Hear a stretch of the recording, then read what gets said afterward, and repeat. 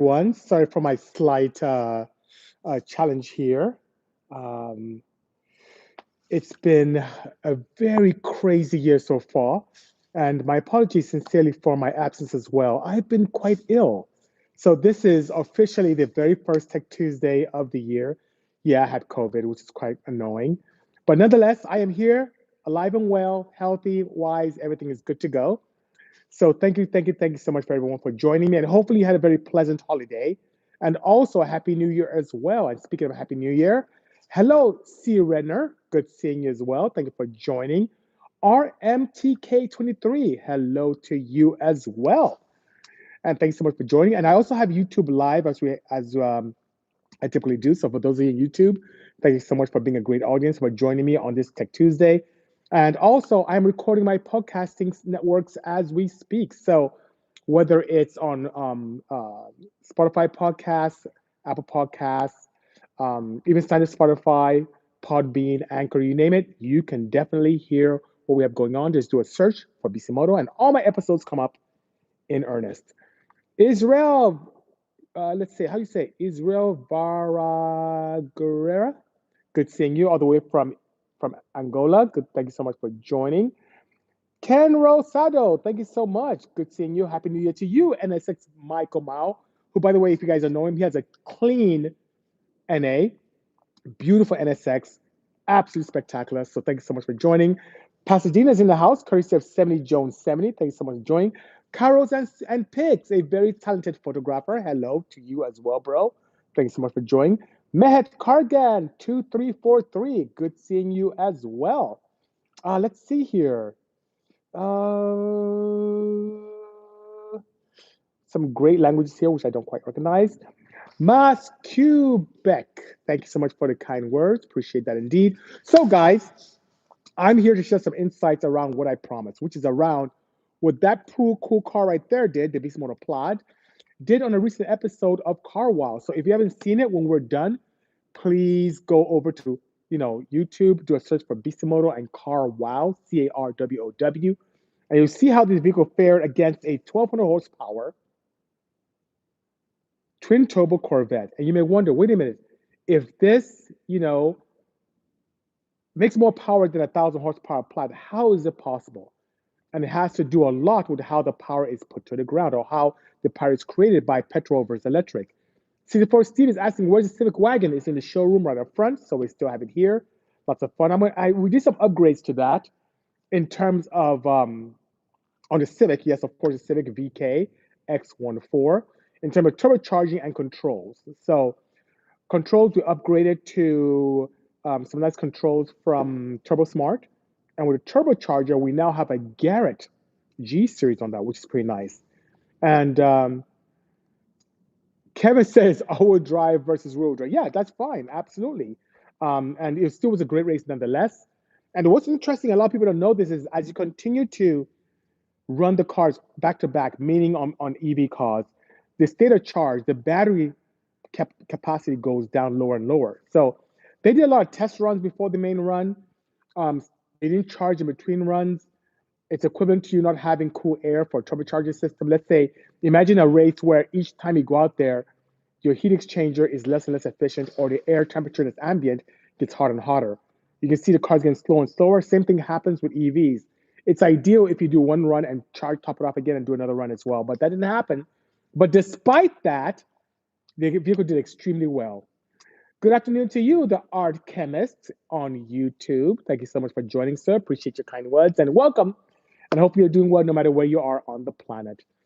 So that being said, this fared very well. So once again, 1000 horsepower versus 1200 horsepower. Why is it that the EV out accelerated the petrol car? You see those two right there behind me? I don't know if you can see that on YouTube, but there's a EV 935 Tribute there, and in front of it is a petrol one. That makes 902. This makes 636. The EV outperforms in terms of acceleration, whether it's eighth mile or quarter mile, outperforms the vehicle that does 300 horsepower more. And why is that? Because just how petrol cars tend to initiate power, how the power comes to be realized with petrol engine, it starts off with an opportunity for very low torque, goes up based upon time and RPM, to peak torque and then falls off as well.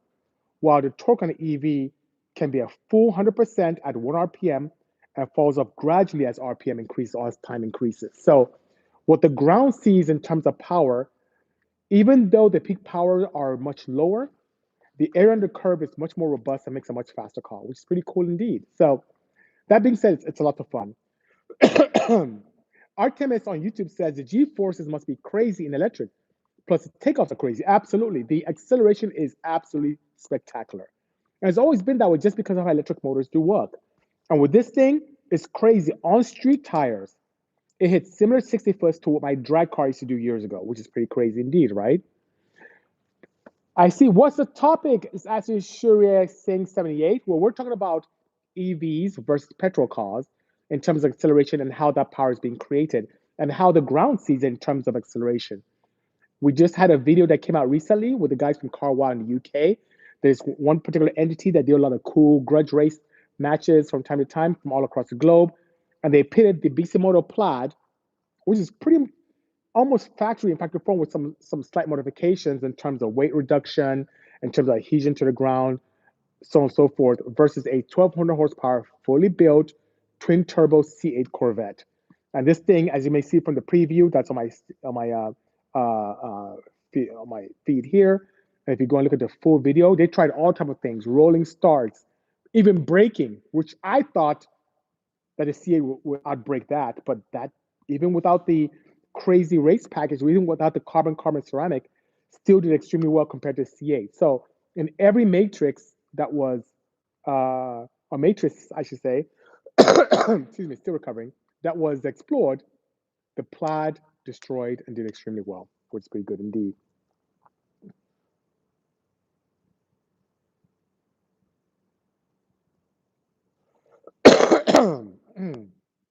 So Tim says, why do you need a parachute in a car that does nines in stock form?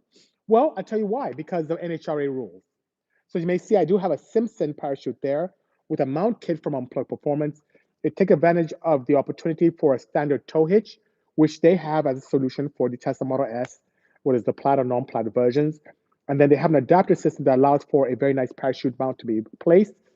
And then you can have run the cables inside to the trunk area and be able to actuate accordingly. By NHRA rules, any vehicles that run 9.9 or faster and also eclipsing the 135 mile an hour in the quarter mile does need a parachute, just by their rules. Now, they've been a little more lax in terms of what you require in terms of cages, because most cars are running that before. Before it was like maybe you need a 4-point cage for anything, I think it was 12.6 or 12.9 or faster. And now because cars are just factory, much more safer and can eclipse those times, yeah. And as for me, a parachute is very paramount, forgive my choice of words here, because in the event that you have a mishap, a parachute can actually save you. And I'll tell you guys a little bit of a story that I showed my friend here, Jonathan, not too long ago. When I first built the Insight that someone asked about earlier on, I was testing at Fontana. Yes, there was a drag strip at Fontana that was easily accessible. And because of how my rear end was set up, I had a straight axle rear end from factory, but I lightened one up and had the aftermarket one made by a fab shop. And what happened was, as you accelerate and decel, the rear end would kind of move a little bit. And what would happen is my car would, at high speed, try to go sideways. And the one thing that helped me is by deploying my parachute, and it straightened me up and saved me from a crash. Best case scenario, a little injury. Worst case scenario, I would have passed away if it was really bad, because I was at high speed at the 1320, right? In a 1320.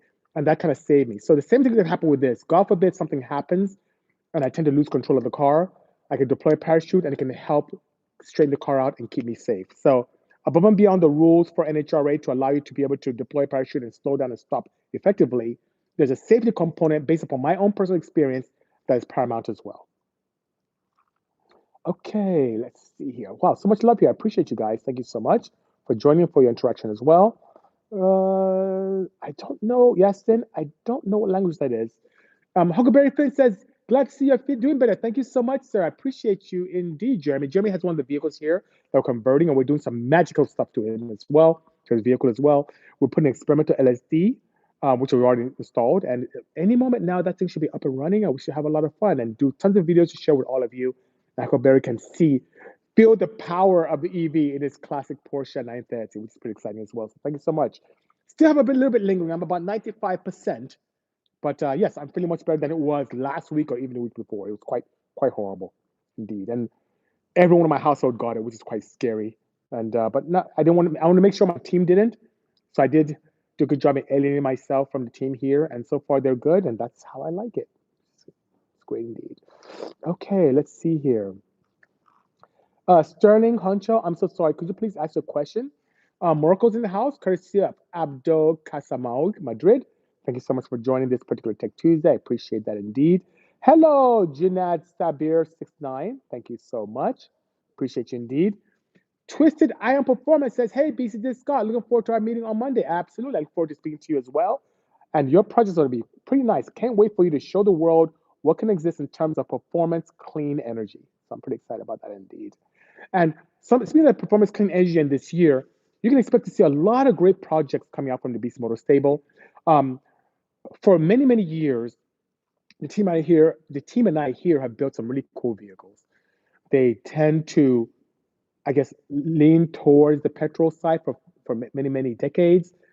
Had tons of racing, broke tons of records, won a few championships. But I always had that lingering guilt in the back of my mind, partially as an enthusiast, partially because as a chemical engineer, I knew what I was putting in the atmosphere in terms of burning hydrocarbons. And I knew those compounds of sulfur and nitrogen that I was putting in the atmosphere, it just wasn't good. So fast forward, as I kept building cars to feel even better about what I was building, those cars tend to lean more towards fuels that were more economically or environmentally friendly, right?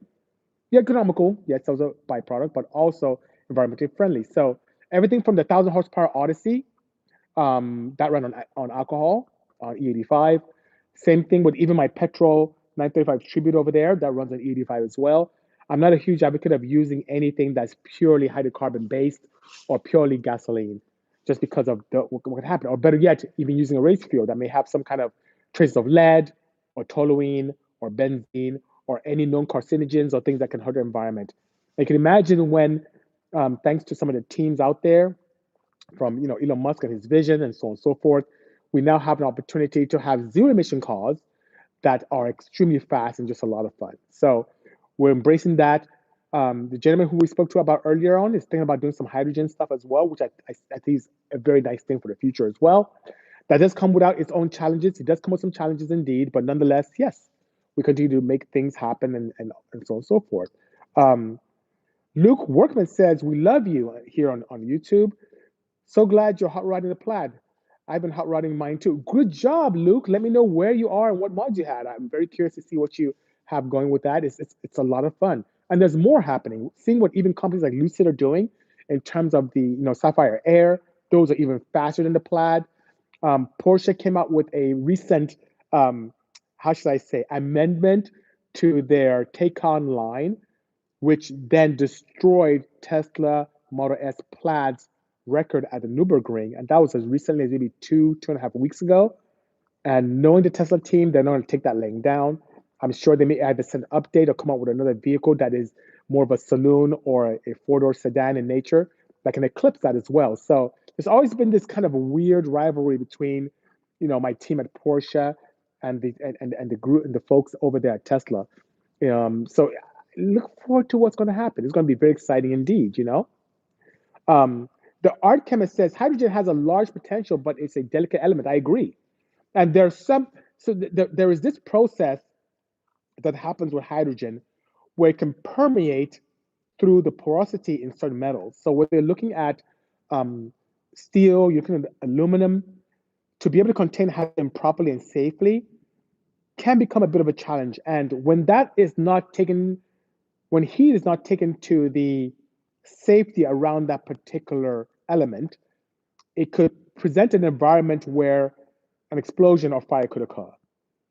But apart from that, when it's used in a means of mobility and transportation, the byproduct is water. That's why you see cars out there like the Nexo from Hyundai, or even the, how should I say, the Mirai from Toyota. Some people say, oh, the car is peeing. You see water coming out of the exhaust. And that's really cool. And there's lots of opportunities to have some performance gains with hydrogen as a fuel as well, which I'm pretty excited about as well. Oh, I missed someone here. I am so sorry. I missed someone here. I am so sorry. Forgive me. Ele Raji, thank you so much for the kind emojis. Appreciate that indeed. I am Nados Ateria. Thank you so much as well. Forgive me because I get really excited when I talk about technology. So forgive me indeed. I missed someone here. I missed a question. It may have disappeared on me. Gia Willsford, thank you so much. Um, we're right for you, neighbor. An apple a day will really keep the doctor away. It helps stop viral reproduction based upon the zinc and quantity in the apple. It's like, what do you say? Quercetin. I'm not familiar with that. But thank you so much. Real red for you. I will definitely stay healthy. I was at a convention, so it could have been that. Thinking one of the kids did, have a friend who did have COVID as well. So who knows? Who knows what's going on? But yes, at least I'm good to know. I'm good to go now, which is good. Heavenly says, hey, I know that card. Yes, you do. Yes, you do indeed. Kamotov, hello to you as well, brother. Thank you so much for joining this Tech Tuesday. Appreciate that indeed. Lamaninos, Ateria, appreciate the kindness. Thank you so much. Referee says Mike has a friend who just got a plaid, and we have bets on how long it takes him to wreck it. And you make a good point, Rurid, for you. Guys, plaids are kind of frightening, especially to the uninitiated. And I'll share with you my thoughts around that, okay? So here are my thoughts. If you're to buy a fifth gen Viper, and this is my experience as well, some insurance companies will give you a hard time even registering said Viper.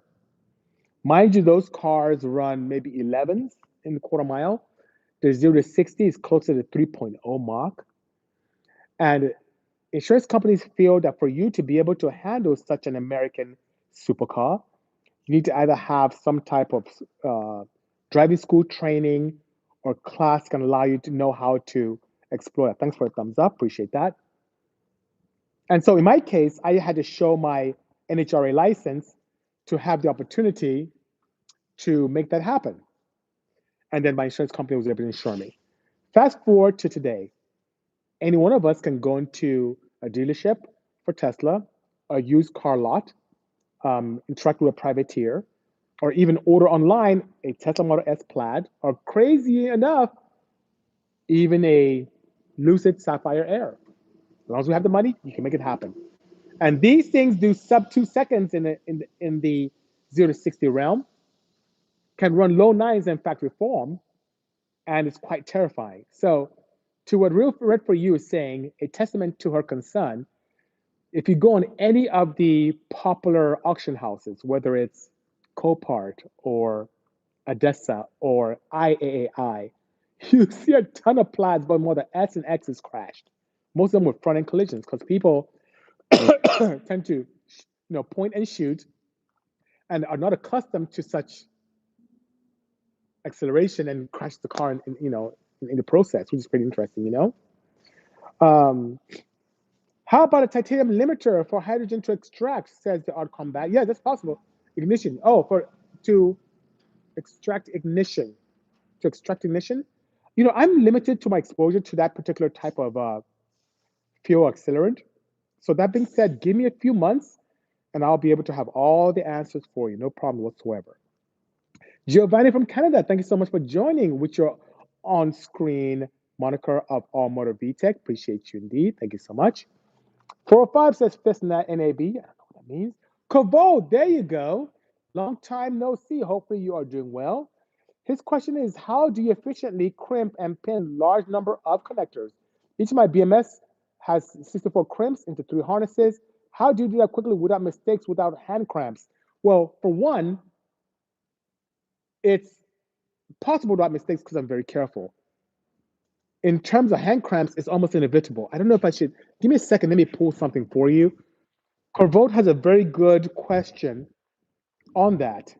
And I think he's referring to what he uses for his battery of choice, which seems to be the LG Chem 60-volt setups or modules with 16 individual pouches. So This is what I use, and yeah, you're right. Um, 64, even more. 96 actually is more like it. You think of 96 cells that you have to crimp. Most of the systems, as you know, Corvolt, who's a fellow engineer, by the way, requires two or three of those module boxes.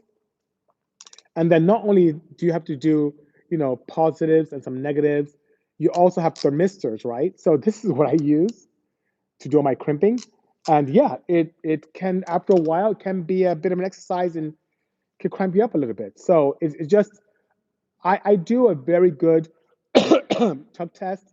And then before that, I have a bench set up that kind of wheel around, plug everything in, and I use, excuse me, wow, I'm still hurting, Jonathan, a little bit from talking all that time. It's like kind of rough. So um, I use Orion BMS and then I plug in and have the opportunity to check and make sure that everything is validated before I put it in the vehicle, so on and so forth. So yeah, right now I don't have anything automated. Everything is still mechanical by hand, and it's just a necessary evil this time until we create our opportunities or volumes, or if I have a battery pack that is something somewhat ubiquitous for me and the team, then we can do probably something that's quite automated with success. I think I saw a good friend of mine who was also a neighbor. Sal, SCI Project. Good seeing you, brother. So Sal, great guy, has this gorgeous STI. I've known him for eons. We're neighbors out in Hacienda Heights. Our kids went to the same school, the same private Montessori. Just a great individual. And as a matter of fact, because of his attention to detail in terms of aesthetics and his creativity, don't be surprised one day to see a project between him and I, where I combine my love for technology and his love for like really experimental aesthetics to build something really good indeed, which is pretty nice. Um, Hey, I'm no engineer here, but thinking, BC, appreciate that you chat with everyone. Thank you so much, the art chemist. Love your name, by the way. It's pretty creative. Guys, my throat's killing me. I've been talking so much. The first Tech Tuesday of the year. So please forgive me. I think I should take some water and take a bit of a break. But by next week, Tuesday, I should be good to go. So in the meantime, guys, please stay safe. Hopefully everything's well for each and every one of you. And I look forward to interacting with you next week, hopefully in a much better spirit and much better, how should I say, 100% health, better yet. Our chemist is saying, hey, BC, stay away from sugar, drink lots of fluids. I would do that. When you have warm water, hot water, Mucinex to get rid of the mucus. Thank you. I'm giving all this great advice. So thank you, guys. Have a pleasant afternoon. I look forward to seeing you next week. Take care. Cheers. Bye-bye.